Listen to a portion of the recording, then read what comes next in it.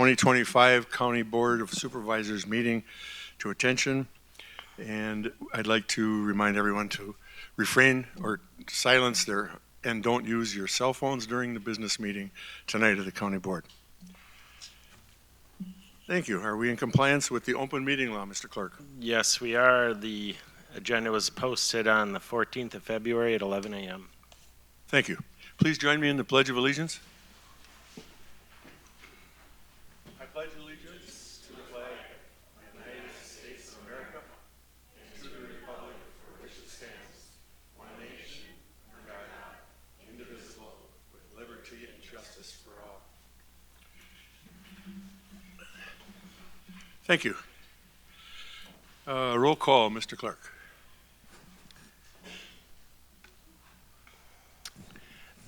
Supervisor Immel, are you in remotely? Here. Thank you.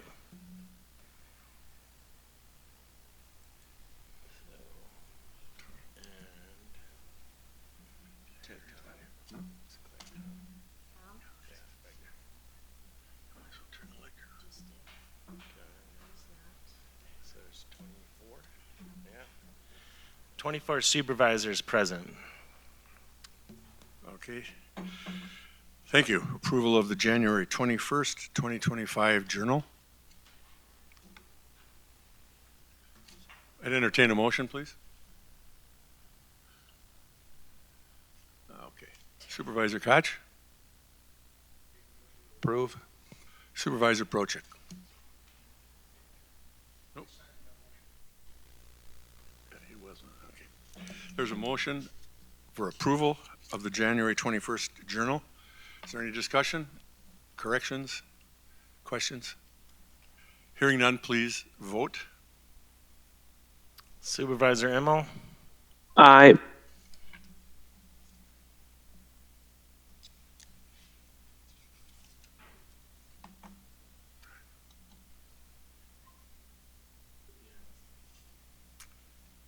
Thank you.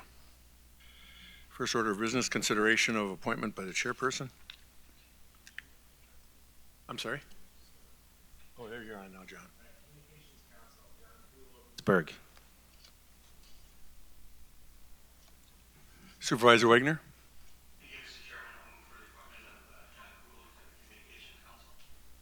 Thank you. Supervisor Ellis? Thank you, Chair. I will second. Motion's been made for approval of the appointment for Communications Council. Any discussion? Do I hear any discussion? Hearing none, please vote. Supervisor Immel, Aye.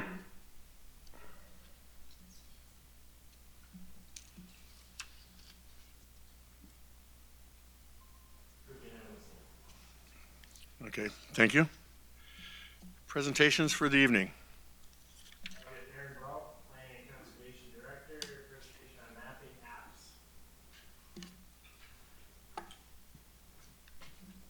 All right, good evening, everyone. Let me get logged in here. Oop.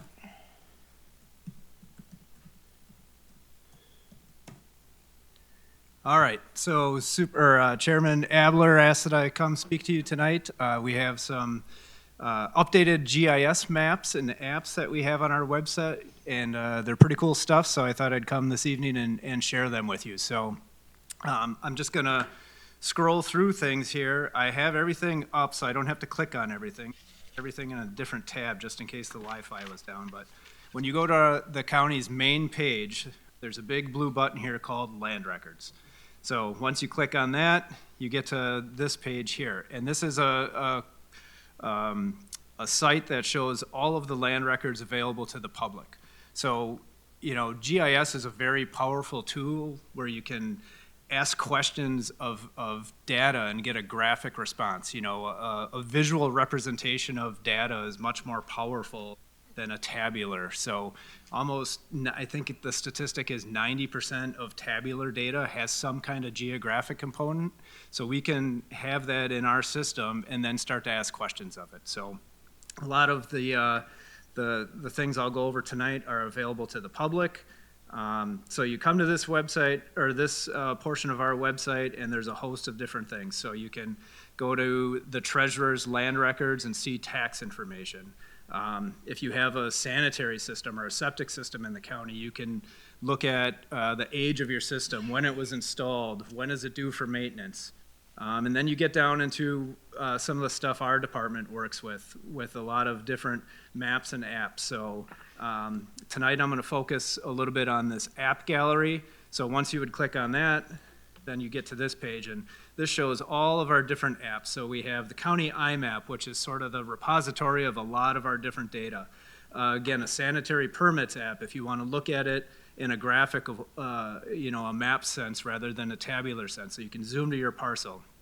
Any survey that we have on record, I think we're up to like 50,000 surveys, is in this county survey viewer. So if there's ever been a survey of your parcel, you can click on that and pull up a PDF. Local zoning. So as you know, we don't have countywide zoning, but each of the towns and municipalities do. So as a favor to them, we have a zoning map where people can, check on local zoning. All the highway, and this one is somewhat new, all the road plats going back to the early 1800s are now available on our website. Historic imagery, and then elevation, and a bunch of other types of apps out here. Vets Memorial, and I'll focus on that one since I know Alan is here tonight. So yeah, just a lot of different data that's available to the public for free. So once you click on here, I'll go over, this is the IMAP. This is the app that I talked about that has a lot of different data. So if you open up the layer list, you can see all the different layers that you can throw up on the screen and print off a map, or if you click on a parcel, you can find out who the owner is, what the parcel number is, the mailing address, land value, improved value, the property description, whether or not you may need a shoreland permit from the county if you were ever to do some kind of work on your home. So some of the cool layers on here. This is Amsterdam Dunes in the county, so you can pull up the floodplain zones to see if your parcel has floodplain implications. Wetlands from the DNR, you can pull that up. And that's not data that we maintain. We're linking to FEMA's website and to the DNR's website. So if they make a change, ours changes. So we don't. It's the most recent information you can get. 1 foot contours. So. That's based on our elevation data. So if you want to see steep slopes and things like that, the slope of your land, a bunch of different imagery. One of them that I like is the infrared imagery. So you can start to see things that you normally wouldn't be able to see in a color photo. So infrared imagery is good for vegetation. So you can see typically our imagery is taken in spring of the year once there's no snow, no ice, and then before the leaves start budding. So some years we have about a 3-week window to fly the entire county. But you can start to see things you normally wouldn't see. These fields may have had a cover crop on, so they're, what's ever coming up is showing red, and this field may not have had a cover crop.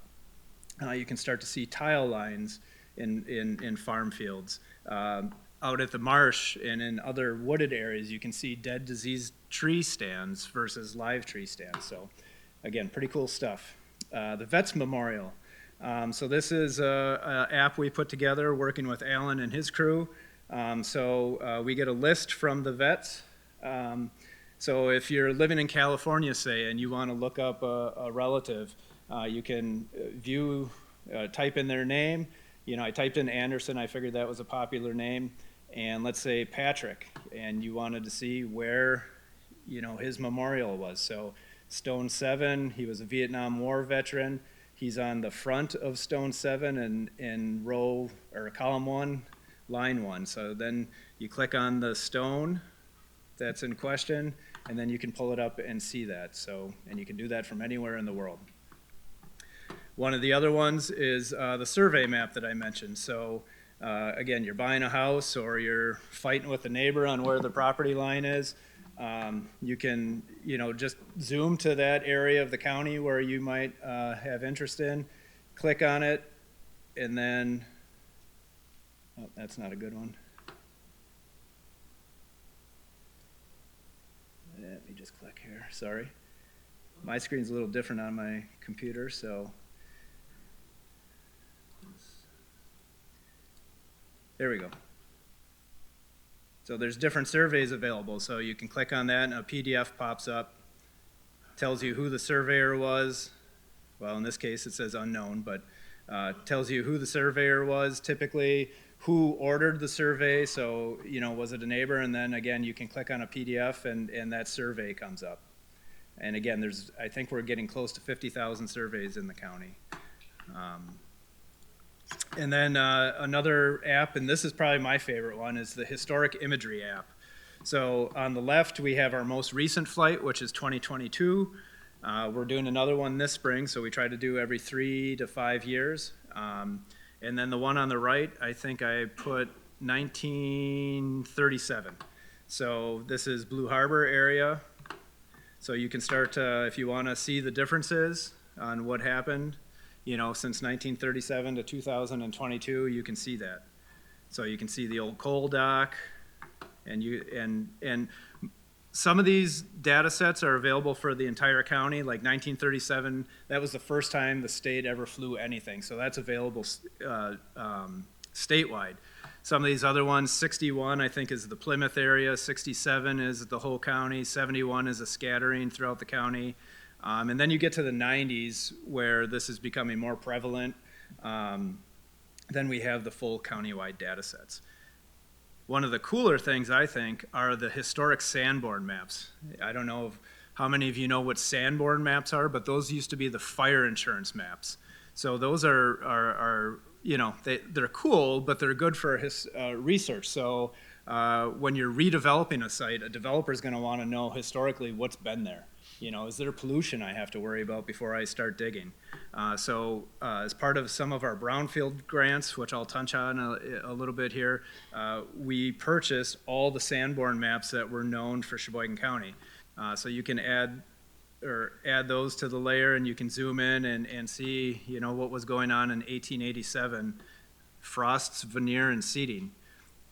So then you can see, all right, well, was there a boiler house? Did they store barrels? It says the night watchman in certain areas, So a lot of cool stuff. You won't believe how many cigar manufacturers there are in the city of Sheboygan if you bomb around on here.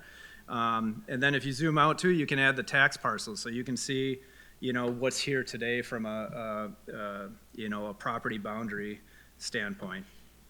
So that's my favorite one, just because of the historical interest and significance, but it actually has use, again, from a research standpoint. The elevation viewer. Every so often you may have heard of LiDAR, on your cars. Some of the fancier cars have LiDAR in them. It stands for light detection and ranging. So it's a fancy way of taking radar, and in this case, we're using it to produce an elevation model of the county.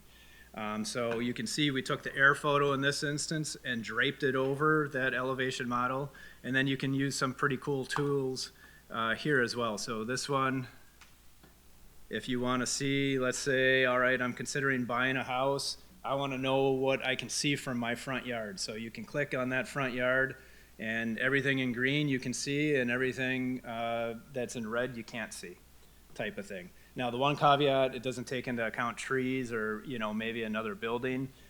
We could get fancy with that, but for the viewer on here, it does have some limitations, but still pretty cool. You can do a profile view. Let's say you want to see if you're running a field and you want to see how steep a slope you have, and maybe determine what kind of crop or where you want to spread or not spread. You can do that kind of thing. So this is a ravine.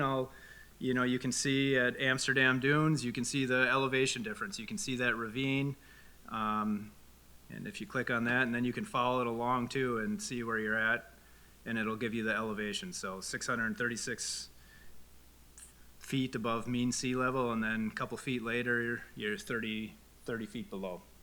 So I'll note too, in this instance, if for those of you that were on the board when we were looking at Amsterdam Dunes, these ravines didn't exist in those 1937 photos. So in 1 or 2 generations from runoff and a lot of tiling, those ravines were formed. So if you look at the photos from 1937, these ravines are barely there. So think of, a 30-foot ravine at how many hundreds of feet? That's a lot of sediment washing down below the bluff and into Lake Michigan. So what are some of the things we do with all this data in our office? I talked about the analysis. This is one example. So this is an erodibility index. So it takes in, it's a model within the software, and it takes in account soils, slopes, the stream channels and the river channels and how forceful those are, and it gives a value of potentially how erodible that field or that ravine might be. So when we're approaching landowners, for water quality types of things, that's a way we can use that data to produce a map like this, and then how are we going to target those landowners in a more meaningful manner than throwing out, thousands of letters and things like that. We can target our contact. So, and then it's a great way to display data and present it again in a more meaningful manner than putting out a bunch of text and tables. So just give you a brief update on our brownfields grant. So this is tied to a lot of that back end data that I showed you previously. So you can scroll through this, and these are called story maps. So again, they're linked to geographic information, but you can add some flavor to it for a presentation. So we have this out there for the public to view as an update on what we've been doing with the 4 brownfields grants we've obtained here at the county. So, it gives some background on what are brownfields. This map shows how many of those sites that we've targeted that are within 500 feet of a waterway, from a pollution standpoint. Then it talks about, well, what do we use the dollars for site assessment? So it explains what goes into a site assessment. These are all the sites that we've targeted, since 2014 with the different grants. So we have them color-coded based on the year we looked at them. Show some pictures of what goes into, some soil borings and the testing equipment that they use. And then we show some current pictures. That's the Wells Fargo building downtown that's currently being demolished. And then we go into some of the more prominent sites. So we've all heard, that we need housing in the area. So we've targeted a lot of areas for redevelopment throughout the county for new housing. So we talk about the different sites and give historic pictures in addition to what's happening at that site or what has happened since it's been targeted. So Encore, that was the old Prangies building, the Kingsbury Apartments. So again, giving some historic context. We're currently working on the Mayline property. So on and so on. So Badger State Lofts, that's probably been our biggest effort. Big old tannery like that. That was probably our most expensive site that we had to deal with because there was a lot going on in there. The Berkshire, so that's the old J.J. Kepsel building, if you remember that. So all in, we have some pretty powerful tools out there for the public to view. Again, it's all free. If you have the software, that's part of the website too. You can obtain or point to our data as well. So a lot of, engineering firms that have that kind of software, we don't have to have somebody sit down and burn a disk and spend an hour to try to find the files and everything. They're right there and they can link to it. And again, if they're linked to it and we make an update, they get the update as well. So it's up-to-date information. So I guess with that, any questions? All right, thank you. Thank you, Aaron. I had asked Aaron to do this because I'm fascinated with all the information that's there in front of us at any given time, night or day.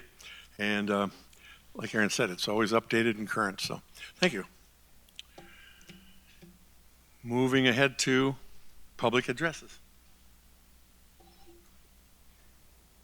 Oh, sorry. You're on now, Joe. And Alan Knoll of Howard's Grove giving an update on the Veterans Memorial.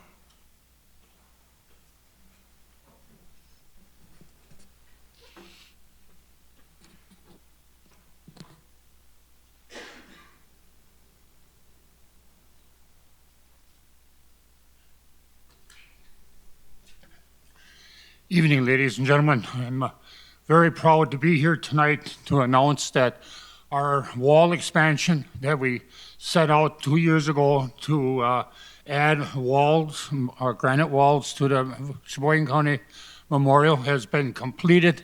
Our bills are all paid up, and we even still have a little bit of money in the bank.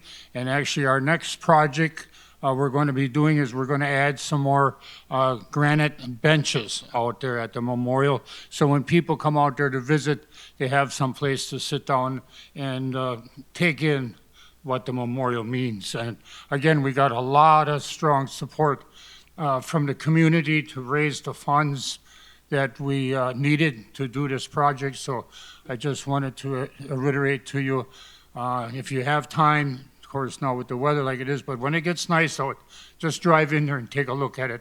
To me, what we've done there is really enhanced the memorial. The other thing I wanted to thank the board for is every year you provide the fundings to put flags, excuse me, on my brother's graves. And to me, that means a lot to all us veterans to drive around the county and you can see these flags that we honor our servicemen that have, and women that have given their time and their lives for our wonderful country and county. Again, and thank you for your time to be here and being service to this county, because without you, we couldn't operate. We got to work as a team. Thank you for your time. Thank you, Alan.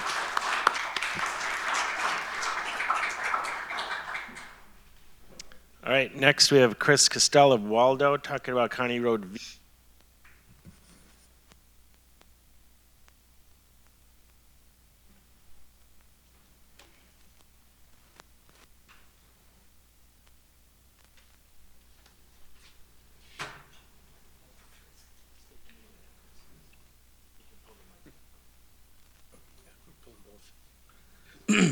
Hello, my name is Chris Costell.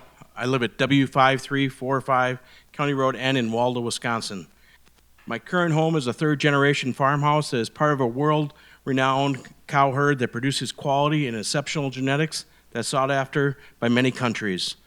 Our farm, Evergreen View Farms, has received several Governor Export Awards, multiple world records for milk production, held world records for quality of feed, and has been asked to speak and teach other farmers globally on the best practices of agriculture to be successful through dairy herds.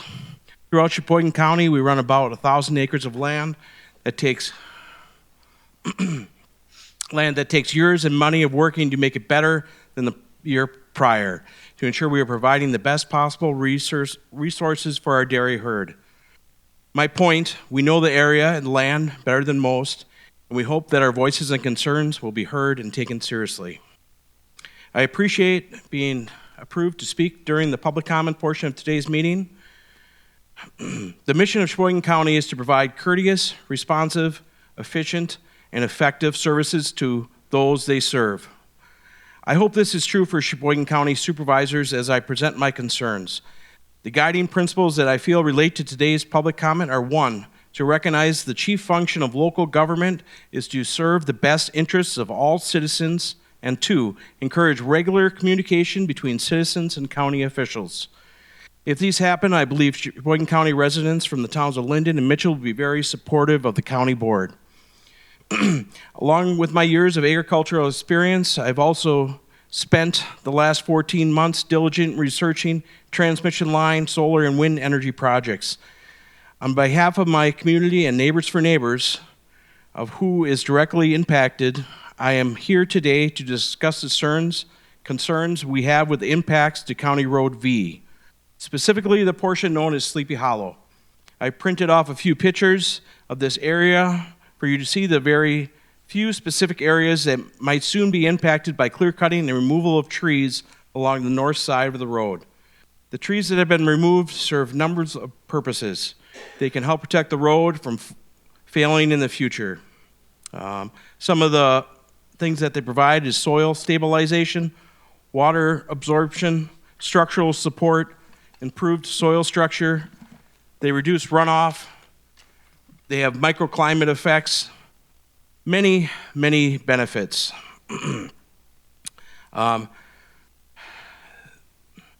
the list above, there are strong concerns that if the trees and the roots are removed, the roads and homes will be destroyed.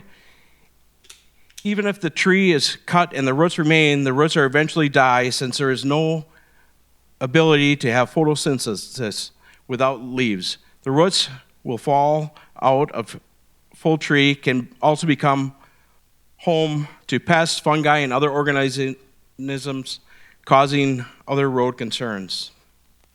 There are a few cases I'd like to point out where clear cutting has caused a problem. Highway 30 in Tennessee and Highway 101 in California that have had significant road damage washout due to clear cutting trees in a similar environment as County Road V. The community and homeowners directly impacted by this potential threat ask who will be responsible if the road will fail. This should not be on the taxpayers who have fought for a better route for Plymouth Reliability Project. There are better routes, and we need our county and town board members to stand with the people of their community versus with the utility companies. Our ask is that we do not rush this project and we appeal the PSC's decision. We've heard there is nothing that our state representatives, county, and town boards have no say or control over this, but you do.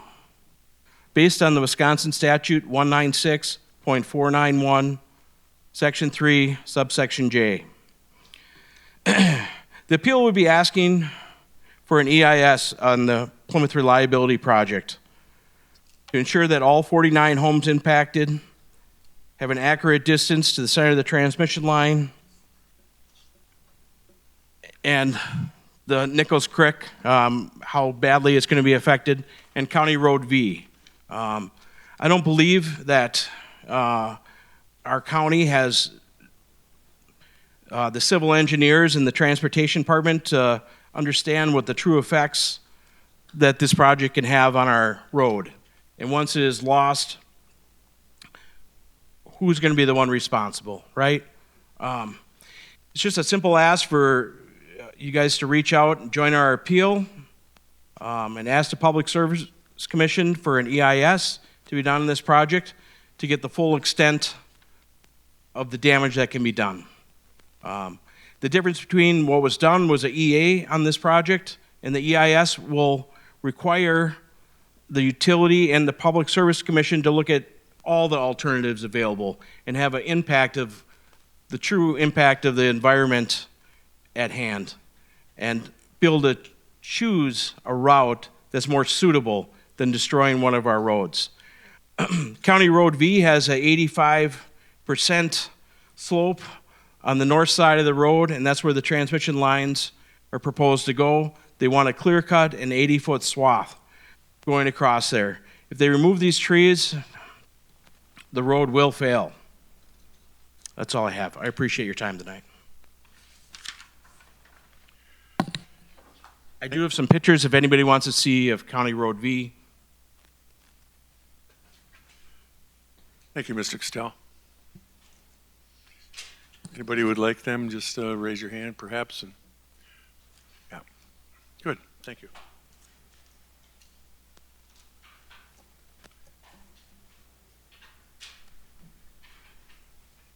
Thank you for the information. Letters, communications, and announcements. We have one request from Winnebago County asking the Wisconsin State Legislature to pass legislation to stop corporations from purchasing single-family homes. Okay, that will be received for information. That's all I have. Thank you, Mr. Clerk. County Administrator's report. Supervisor Kraus. Administrator Kraus. Thank you, Mr. Chair. I just have two brief things for my report this evening. I wanted to give an overview of two of the resolutions that are in your packet and for consideration this evening. First being resolution number 24, which is regarding the carryover of unexpected funds to 2025. As you recall, this is a routine process that we go through every single year, and this is to roll forward funds from last year into 2025 for various projects. None of these dollars are for operational cost. Those projects and the dollar amount in question in your packet, they were not able to be spent in 2024 for a number of reasons, including timing, availability of ordering equipment, weather delays, timing of invoices, etc. So we are asking for your support to move those dollars forward to the next year, to 2025, to be used for their originally intended purposes. And then second item that I'm going to cover this evening is regarding resolution number 25, and that is amending the 2025 budget for the PSAP grant match funds. And so this is to authorize $165,000 from the general fund unassigned fund balance to cover the 10% grant match. And the total grant award is about $1.6 million, and it will be used for the Sheriff's Department, specifically in the dispatch center, for hardware, software, and training. And we will be replacing radio communication equipment that is no longer supported by the vendor. We're trying to be proactive and get ahead of anticipated equipment failure before its end of life. And so this grant award will allow us to enhance our public safety communication network that's relied on by multiple agencies, not just the Sheriff's Department, but also our emergency responders, fire departments, et cetera. And this will also save our taxpayers a significant amount of money, because without these grant dollars, we would have to pay for these costs out of our pocket. So we're very appreciative of this opportunity to apply and receive this grant, and would appreciate your support this evening to cover the 10% match requirement. And that concludes my report this evening. Thank you, Administrator Kraus. Moving on, consideration of committee reports from executive, number 24 resolution. Regarding carryover of unexpended 2024 appropriations to 2025, recommendation to adopt. Supervisor Gearing. Supervisor Clark. I'll second that motion. Thank you. Motion on resolution number 24 is to approve, adopt carryover number 2024's appropriations to 2025. Any questions, comments? Hearing none. Supervisor Nonhoff. Yes, I'd just like to compliment you, Elaine, our administrator, on having the carryover rather than a need. So compliments to you in behalf of all our taxpayers. Thank you.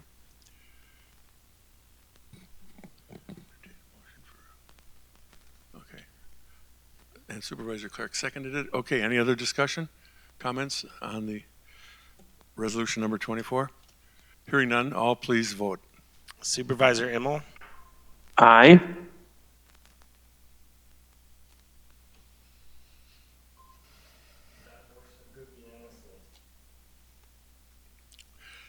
Thank you. Consideration of committee report from Finance Committee, resolution number 25. regarding amending 2025 budget to provide match funding for public safety answering point grant project. Supervisor Gearing. Okay, thank you. Supervisor Wagner. Okay, thank you. Motion's been made and seconded for approval of resolution number 25 on the 25 budget to provide marsh funding for public safety. Any comments, questions? Any comments? Hearing none. All those in favor, please vote. Supervisor, Aye.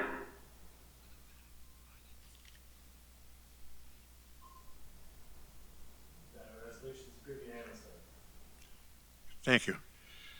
Resolution number 26 also from Finance. regarding approving option and lease agreement between Sheboygan County and the Towers LLC, recommendation to adopt. Supervisor Wagner. Thank you, Mr. Chair. I'll move for passage of resolution number 26. Thank you. Supervisor Gruber. Second that. Seconded. Made second. All those,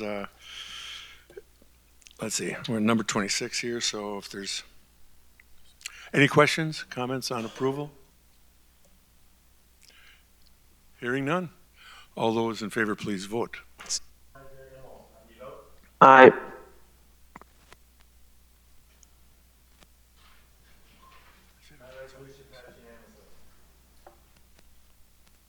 I will turn over the gavel now to Vice Chairman Brower. Thank you, Mr. Chair. Resolutions introduced. There are none. Ordinances introduced. There are none. Next item of business is adjournment. Supervisor Gehring, would you please help me?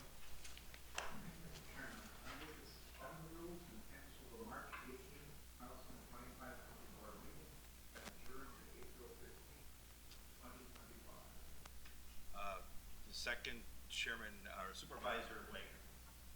Thank you, Mr. Vice Chair. I'll second that motion. Any discussion? Hearing none, please vote. Supervisor Emmel, Aye.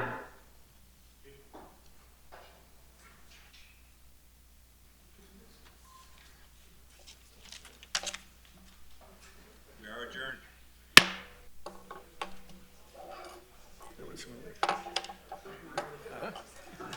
You're good.